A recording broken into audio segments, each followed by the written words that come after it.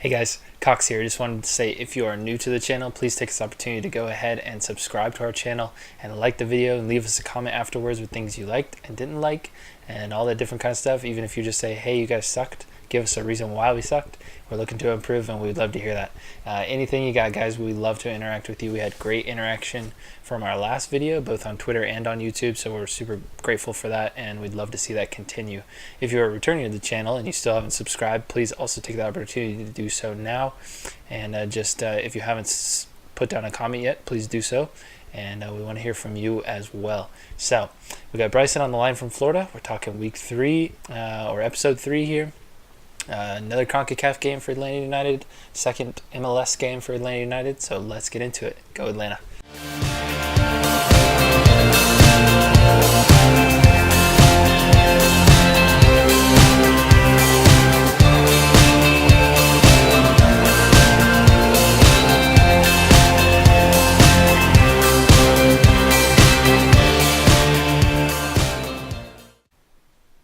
Alright guys, welcome to another week of Cox and Bright Talk. Kicky, this is episode 3. Let's first review the game from the weekend. So from this weekend in regular MLS play, we played the new team, Cincinnati FC. Bryson, what did you think of the game on Sunday? So it was more encouraging than the stuff we've seen so far this season. Obviously not the result we wanted. It wasn't ideal, but it wasn't a loss. So we can take that positive away. And we saw some positives from some of our players and our tactics. And so those are the main two positives I want to take away from that. But we could have done better. I will say that. I'm not going to pretend like it's all good and fine. We definitely could have done better. I think we should have won that game. But if you remember last week, Cox, when we were throwing out our predictions, I did predict a close game that would be decided by one goal if it was decided. Yeah. So I was pretty spot on with that. You were. I also mentioned that we might see some new faces. So because we have tired legs, we're trying to rest some players and give some other younger players a chance. So we did see Carlton in there, which was pretty cool. Yeah. It's always nice to see the homegrown. Right. Fans came in full force as usual. Sold out game. Brought down the new MLS Cup Championship banner. That was cool. It's a good thing. I like that because it kind of gives me the feeling that no matter what happens, the fans are going to be there in the seats, being rowdy as ever. Mm-hmm. Even if this season starts to go downhill or doesn't go the way we want it to, I believe that these fans will not be true to how Atlanta fans have been in the past with our other teams in other sports. And I think these teams will actually remain loyal and strong no matter what. I agree. No fair weather going on. Yeah, I agree. From what 100%. I can tell. So let's kind of go through what was different, I guess, that we did differently. Not a whole lot, honestly. I mean, Shea was still on the left. We still had Gressel on the right. Our back line was still the same.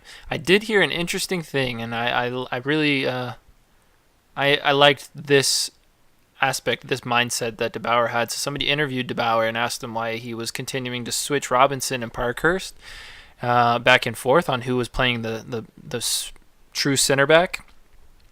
And he said if it was a team with two strikers, predominant strikers up top, he wanted Parkhurst in the middle to kind of orchestrate the team, keep it organized and all of that. If it was one striker up top and specifically if it was a bigger striker, prime example is Fernando Adi on Sunday, then he wanted Robinson in there, big, stronger, taller guy, able to match up a little bit better in that situation. I didn't ever notice it that way, and I didn't think of it that way, and I really like that, even though that makes it tougher for both those guys to kind of settle into their position and understand their positioning really, really well. And actually that was noticeable on the goal that they did score. I do like that mindset, and I think that's a good strategy going forward. And Robinson has looked better and better every single game, so I'm starting to like him in the middle there. Yes, and I don't want to go too much into him for the Cincinnati game because I definitely have a lot to talk about with him for the Monterrey game, which we're going to get to in a couple minutes here. Right. But yes, I agree. He's been getting better and better for us. And I was skeptical of having him in that center back role, or even in our back three, starting back three in general. I didn't know how I felt about that. Yeah. But, I've been proven wrong on my skepticism. I will say that. Right. Yeah. Well, I mean, and like you said, we'll get into that more. But the part that I liked was just that he has a method for that transition, because that was, for the fan looking in, a little bit confusing. You got Parkhurst, this amazing center back who commands the field really well. He's the captain of the team, and you're switching him in and out from that middle spot. At first, he was right, and then I think in leg 2 of Herediano, we moved him back in, and maybe I think he was the center for DC United as well, I believe. And so, it was just getting a little bit confusing. Like, why is he switching it back and forth? Why wouldn't he just let him settle into one? So it's cool to see why he's doing that, and I think it makes sense, and that's a good idea. Besides that... No, yeah, for sure. It's crazy. I did notice that was happening, but I didn't really question it, and I probably should have. Yeah. But I didn't. But it's actually, now that was explained, it makes total sense. Yeah, so that's awesome. So, quick summary of the game, if you missed it. Basically, we scored right off the rip. I think it was about 5 minutes in. Gressel had a great ball down the line that Joseph put in near post. Some would say the goalie potentially should have had that covered and taken care of, but Martinez did rip it, and it was from, like, inside the 6-yard box almost. So it was a tight angle, and that is something Josef is known for. He'll rip it from anywhere, and he puts a lot of power on it. And, if you rip it into the top netting, it's like it doesn't really matter what angle it's from if it's got enough power. Yep. The goalkeeper's going to have trouble with it. Yep. So, third goal of the year for him, first in MLS. We'll keep that tally rolling, see how he does throughout the season, but I think he's got a lot of goals coming ahead again. He just finds a way to score.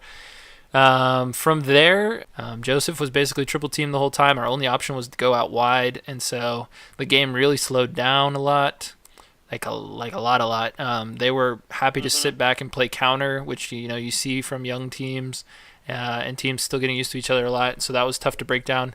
And then all we really had options was to go outside. They forced us outside and forced us to play those crosses in, and we're a short team. Right.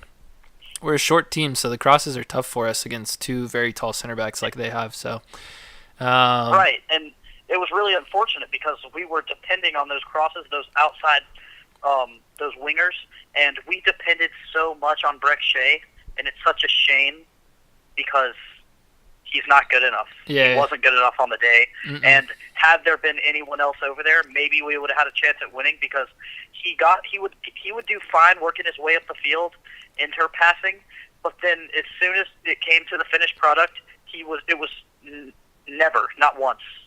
Right. Was I like, wow, well done, Breck. Yeah. So that was a real pity because the game could have been so much different. Yep. For me, it just lacked any form of creativity.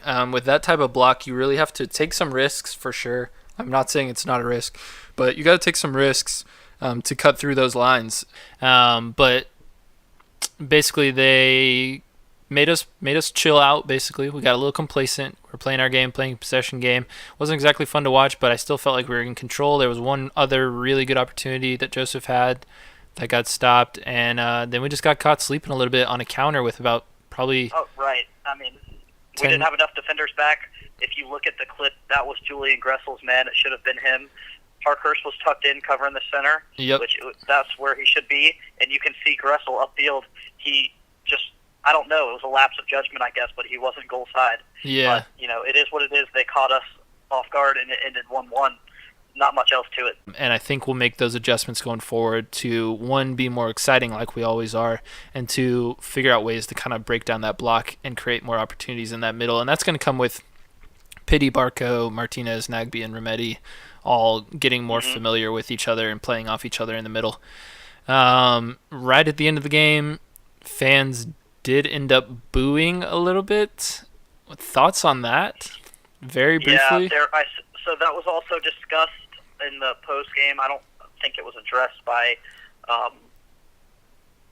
Frank DeBauer or anything, but it was talked about by different pundits, and I don't think it was as much booing at our players or anything. I really think it was directed at DeBauer's decision with our formation, and the fans aren't happy with the style and the brand of football we're playing. but it's nowhere near what we saw last year. It's not as nearly as attractive and sexy and goals and like there's not a lot of chemistry going on right now. And so the fans are frustrated, just like the players are. If you looked at Brad Guzan also spoke in the post game, and man, you could tell he talked about how frustrated the team was, but you could tell just by him talking how frustrated he was, and it's a mess right now. Yeah, you can definitely see some frustration out there. Actually, Joseph quickly went off the field, looked really frustrated as well. But first point in history for Cincinnati. Congratulations to them. That's pretty cool. Wouldn't want it to come against us, but still a pretty cool moment for them. And our first point of the season, so we can't really complain either. We got our first point. It's better than being 2 losses and 0 points into the season. So, next, let's see. Wednesday, today, we went into our second game of the quarterfinals of the Concacaf against Monterrey. This one was at home. First Concacaf game ever in Mercedes-Benz, so that was pretty cool. And we looked a lot better today, a whole lot better than we have in the past. Oh, yeah. What did you think? Yeah, I have a lot to say about this game. I'll try to keep it as short as I can, but, man, it was refreshing. We actually started to look a little bit like Atlanta United out there. We looked like we started to have an identity. We were playing together. There was a little bit of chemistry going on. Our defense was working. Our offensive schemes were working. Barco was a lightning bolt out there. He came out of nowhere and just started playing lights out. Yeah. Our back three was great. We took Breck Shea out of the left and threw Mikey Ambrose in there to see what he could do. He wasn't fantastic, but he did better than Shea, and he got the job done. Yeah. So big changes. Big change on the right side. LGP had 2 yellow cards, so he was out for the game based on CONCACAF rules. And so we put Jeff Laronowitz back there, and he actually played really well. I mean, honestly, his positioning was good. You know what? The man's 35 years old, and he's a center midfielder. He was outstanding, all things considered. Yeah. Even not all things considered, he was good. Right. Robinson played in the middle again. So as we talked about just a couple minutes ago, DeBauer has been playing Robinson. If they're playing one striker up top, which Monterrey was, they were kind of sitting back a little bit more since they were holding onto a 3-0 cushion from the first leg. So they were kind of rocking that out. But Robinson, I thought, has been better and better every single game. Looked really, really comfortable, really good tonight. Parkhurst playing on the left is still one of the best passing backs in the league, in my opinion. He plays through the lines really, really well, keeps a really nice ball playing forward, and I thought he did that effectively. And then obviously Gressel, opposite of Ambrose, like you were saying, was really, really good. The front was the same. Mm-hmm. We had those front 5 going down the middle and up to Joseph was the same. I liked them all the way around. Nagbe and Remedi are the best combo in that center defensive mid. That's exactly what I was about to bring up. Those two, I love watching them two play together. They boss the midfield. They're scrappy. Mm-hmm. They get in there. They're physical, and the ball's bouncing around. They get it under control and get it distributed out somewhere. Yep. Or they take somebody on and then play the ball, and I love it. They're so scrappy, and I love to watch those guys play. They dominate. When they're on their game, they dominate. And I think they have really good chemistry on placement as well, so you don't see a whole lot of gaps in that space as well. When Nagbe plays a little bit higher than Remedi, I feel like it's better. Remedi did have some chances tonight to kind of push the play forward, and I didn't think he was nearly as effective as Nagbe when doing it. So if they can kind of keep their roles, I understand sometimes you're going to get on the break and you just want to get on the break and do the counter and go for it. But Nagbe going forward, I feel like is more threatening than Remedi. So if they can kind of keep that straightened out and keep that sorted, man, they look fantastic. Absolutely. And speaking of Nagbe going forward, goodness gracious, that assist was filthy. That was something to behold. Like that, if you watch that replay 2 or 3 times over, it's a no-look pass. Yeah. He knows exactly where Josef is, and it's a laser beam right to his feet. Oh, it was amazing. I mean, that's something that is for one, soccer IQ, because he knows that Joseph should be there, but then on the same level, the chemistry between the two is evident. So that was really good to see. Really, really good to see. Nagbe, I feel like, is gonna be the linchpin of the team. Honestly, in this type of formation, the the controlling midfielder, whoever it is, the center midfielder, has got to be able to truly control the game and get the game going the way they want. So he's going to be critical, I feel like, and he played really well tonight. So we looked really, really good. Um, it was a little bit noticeable potentially that Monterrey was, kind of hanging back, just trying to prevent. What did you think about that? Were they playing full speed? Did you feel like they had their full roster in for the most part? They were playing full strength. Honestly, I think we truly did give them a run for their money. Yeah, I think they were preserving the lead, and they knew they didn't really have to go all-out attack. But still, tonight we didn't win the tie overall. We won the match 1-0, but we still were down 3-1 aggregate. Yeah. But it was really, this game was encouraging. Yeah, I and agree. Even if they weren't attacking and they were just holding back on their defense, still the fact that we had a lot of good chances and we put a goal past them, and it could have easily been 2 with that early chance that Josef missed. It was a really encouraging game. Yeah, and there was another one right at the last couple minutes that just dribbled right across the box that was super close to getting put in as well. So the chances were definitely there. The crowd got into it, the players. The biggest thing for me was the energy. We took some pride in our play tonight, I felt like, and really brought the energy up as players. Just did not, lay down and just play back knowing that we were already down 3-0 and that it was going to be a tough fight. I felt like we did really, really well, keeping that energy up. And actually that was Monterrey's first loss of the year in any competition. So that's actually a really big positive. They've been super, super strong in the back this whole season. And so that's a big positive going into the weekend. I think that's a perfect segue into the weekend. Who we got coming up? Looks like we're on Sunday again. We got 7 p.m. versus Philly at home again. So 3 straight games at the Benz, a nice little homestand for the lads to get their legs back under them, not have to worry about travel. How do you think that one's going to go down? Well, they're going to be missing their new star man. Yeah, Marco Fabian. Marco Fabian. Yeah. He got a red card last week. It was, pretty dirty foul. Did you see that?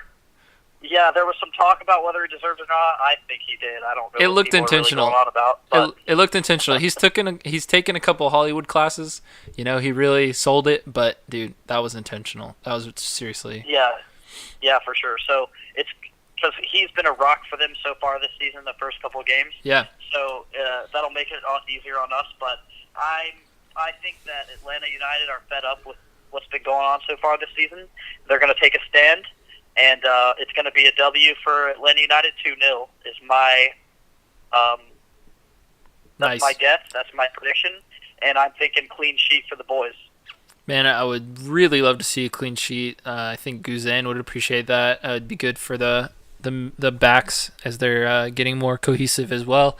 So far for Philly, they lost 3-1 to Toronto on opening day, and then they lost 2-0 last week to KC. Their only goal was by Marco Fabian, and it was from the spot. So offensively, not a whole lot of potential coming out of them so far. Maybe they're starting to figure it out, but I think we are the much better team, and if we can kind of keep our level more ramped up this time instead of playing down to the competition like we did against Cincinnati, I agree that we should, 1, be able to get the clean sheet, and 2, bang in some goals. So you say 2-0. I'm going to say 3-0 just to be different. I think it'll be 2-0 as well, but let's go 3-0.